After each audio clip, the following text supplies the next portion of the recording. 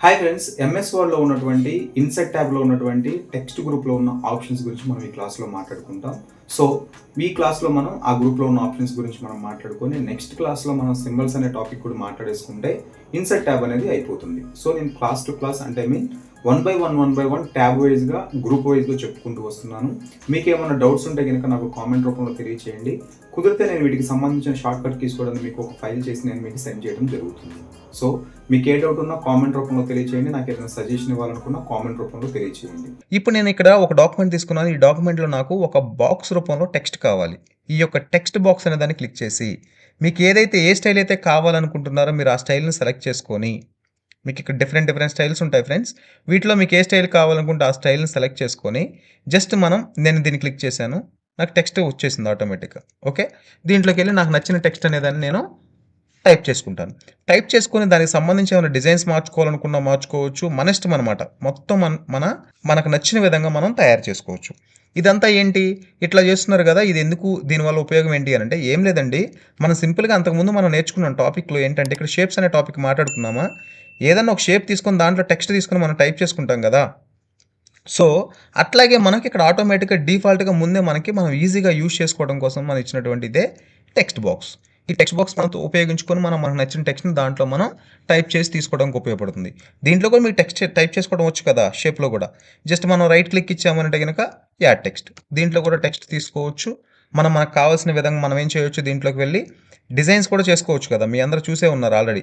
Shape formats అనే దాంట్లోకి వెళ్తే ఆటోమేటిక్‌గా మీకు డిఫరెంట్‌గా దీన్ని మనం ఏం చేయొచ్చంటే డిజైన్స్ చేసుకోవడానికి ఆప్షన్స్ ఉంటాయి కదా! ఇట్లా బాక్స్ తీసుకున్నాం కదా ఫ్రెండ్స్. ఈ విధంగా తీసుకొని యూజ్ చేసుకోవాలనుకుంటే మనకు ఉపయోగపడేదే ఇదనమాట. సో, దీన్ని ఉపయోగించుకొని మనం ఈ విధంగా నెక్స్ట్ చూడండి ఫ్రెండ్స్. ఇక్కడ మనం ఈ బాక్స్ తీసుకున్నాం కదా! ఇది వద్దనుకున్నట్లయితే మనం ఏదైనా వద్దు అనుకున్నట్లయితే మీరు ఇట్లా సెలెక్ట్ చేసుకున్న తర్వాత ఈ నోట్ పాయింట్స్ వస్తాయి కదా! దీన్ని సెలెక్ట్ చేసి డిలీట్ అనే దాన్ని క్లిక్ చేయండి. ఫ్రెండ్స్ ఇప్పుడు ఎక్కడున్నాం మనం? Text box. టెక్స్ట్ బాక్స్ తర్వాత క్విక్ పార్ట్స్ అని ఏముంటదంటే ఆల్రెడీ క్విక్ అంటే స్పీడ్‌గా, త్వరగా, వేగంగా ఏమన్నా మనం పెట్టుకోవచ్చు. సో, ఇక్కడ కొన్ని డిజైన్ చేసి ఉంటాయన్నమాట. ఆటో టెక్స్ట్‌లు గాని ఇవన్నీ కొన్ని డిఫరెంట్‌గా తయారు చేసి ఉంటాయి.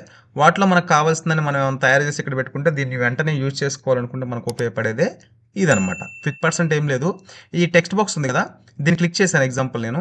ఇట్లా క్లిక్ చేసి దీంట్లో ఏదన్నా ఒక దాన్ని తీసుకున్నాను నేను. ఇట్లా తీసుకున్న తర్వాత దీనికి డిఫరెంట్ స్టైల్స్ మార్చాను. దీంట్లో ఉన్నటువంటి టెక్స్ట్ అనేది డిఫరెంట్‌గా నేను టైప్ చేసేసాను. అన్ని చేంజెస్ చేసిన తర్వాత ఇది మళ్ళీ నేను ఫ్యూచర్‌లో కూడా ఉపయోగించుకుంటాను అని అనుకున్నప్పుడు మనం దీన్ని ఏం చేస్తామంటే గనక సేవ్ చేసుకుంటాం. ఎక్కడ సేవ్ చేసుకుంటాం?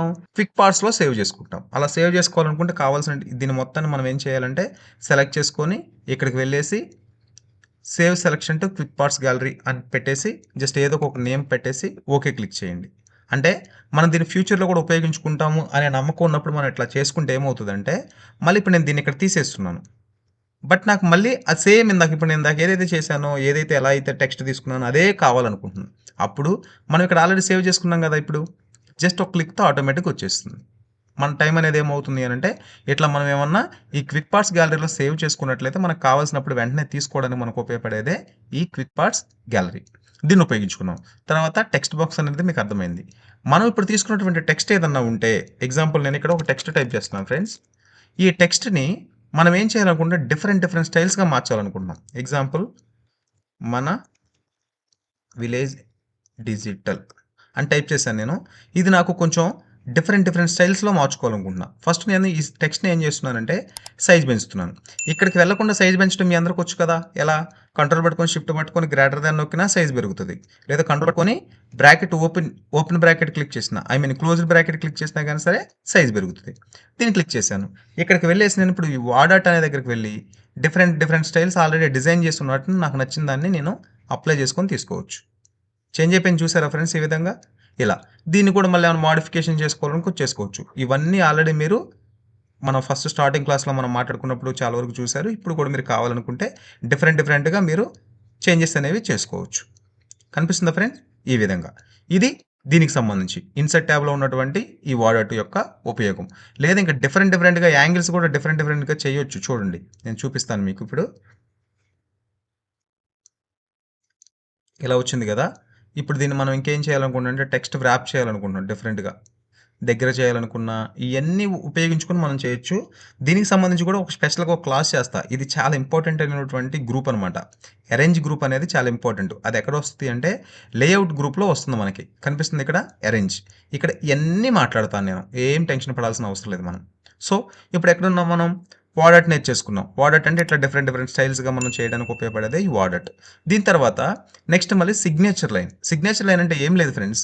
మనం ఏదైనా ఒక డాక్యుమెంట్ టైప్ చేసిన తర్వాత ఆ డాక్యుమెంట్‌లో మనం ఈ లాస్ట్‌లో సిగ్నేచర్ అనేది ఎవరితో పెట్టించాలనుకుంటే వాళ్ళతో మనం డిజిగ్నేషన్ ఇచ్చి వాళ్ళ సిగ్నేచర్ మనం ఇక్కడ చేయించాలి అని అనుకున్నప్పుడు మనం ఒక స్పెసిఫిక్ ప్లేస్‌ని మనం డిసైడ్ చేయాలి అనుకుంటే ఉపయోగపడేదే ఈ సిగ్నేచర్ లైన్. దీన్ని క్లిక్ చేసి మనం ఎవరు సైన్ చేయించాలి? ఆ పర్సన్ పేరేంటి? మిస్టర్ రాజు. ఎగ్జాంపుల్ మనం ఎండీ అనుకుందాం. రాజు అన్నతను. ఎండీ అంటే మేనేజింగ్ డైరెక్టర్ అనుకుందాం. ఓకే. సో, అతనికి సంబంధించిన మెయిల్ ఐడీ కూడా కావాలంటే ఇక్కడ ఇవ్వచ్చు. ఇంకేమన్నా ఇన్‌స్ట్రక్షన్స్ రాయాలనుకుంటే ఇక్కడ రాసుకోవచ్చు. జస్ట్ ఓకే క్లిక్ చేస్తే సిగ్నేచర్ లైన్ వచ్చేస్తుంది. మన కర్సర్ ఎక్కడుందో అక్కడికొస్తుంది. బట్ కానీ సిగ్నేచర్ ఇక్కడ టాప్‌లో చేపియం కదా మనం. కింద కదా చేపిచ్చేది. ఇక్కడ ఆటోమేటిక్‌గా టెక్స్ట్ ఇవన్నీ వచ్చేస్తాయి కదా లెటర్ టైప్‌లో. సో, అప్పుడు మనం దాన్ని కిందకి జరపాలి కాబట్టి అప్పుడు మనం ఉపయోగించుకునే ఆప్షన్ ఏమిటి అనంటే పిక్చర్ ఫార్మాట్స్ కనిపిస్తుంది కదా ఫ్రెండ్స్. ఈ పిక్చర్ ఫార్మాట్స్‌లోకి వెళ్ళిన తర్వాత పొజిషన్‌లోకి వెళ్ళి మనకి సిగ్నేచర్ ఎక్కడైతే కావాలో అక్కడ క్లిక్ చేస్తాం. చూడండి ఆటోమేటిక్‌గా నా డాక్యుమెంట్‌లో కొద్దిగా నేను జూమ్ తగ్గించి చూపిస్తాను. చూసారా? ఇక్కడ ఎవరు సైన్ చేస్తున్నారు? ఇక్కడ సైన్ చేసినోడు ఎవడు? మిస్టర్ రాజు ఎండీ. అంటే ఈ లెటర్ ఎవరైతే అథారిటీ ఉన్న అతనికి మనం సైన్ చేపించాలనుకున్నామో అతనిది ఇక్కడ మనం చేపిస్తాం అనమాట. దీని తర్వాత డేట్ అండ్ టైం.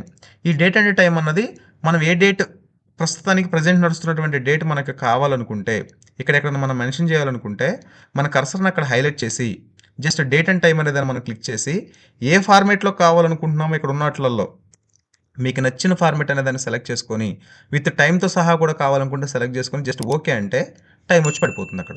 ప్రెజెంట్ మన సిస్టమ్‌లో కరెంట్ టైం ఏదైతే ఉందో అది వచ్చి పడిపోతుంది. దీనికి గల షార్ట్‌కట్ ఏంటి అనంటే చూడండి. ఆల్ట్ పట్టుకొని, షిఫ్ట్ పట్టుకొని డి నొక్కండి. ఏమొస్తుంది? కరెంట్ డేట్ వస్తుంది.